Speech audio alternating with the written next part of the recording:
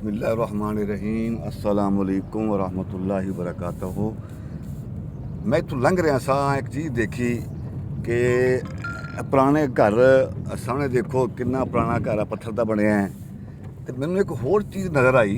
मैं आख्या मैं क्यों ना अपने गाई को दिखावां, अपने देखने वाले दिखावां, वेखण वालियां कि की चीज़ आ। ये होटल आ, यानी बस आ। बस दे विच उन्होंने होटल बनाया होया वा। तो क्या ही बात है, इन्हों की सोच, इन्हों की अगे जाने की तरीकाकार देखो माशाल्लाह। यह बस खड़ी है, तुम दिखाना जूम करके। यह देखो, यह बस नहीं है, पूरा होटल आ। नाल पुराने खंडराट है, एक वो है, लगता है मैनू कुआं वा, यह वाला एक कुआं वा। तो गाई देखना कि कैसी तुम वीडियो लगी अज की। इंशाअल्लाह उम्मीद करना तुम वीडियो सही लगी होएगी।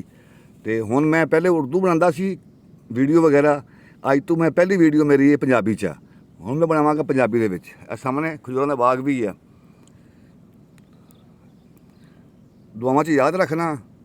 अस्सलाम वालेकुम वरहमतुल्लाह।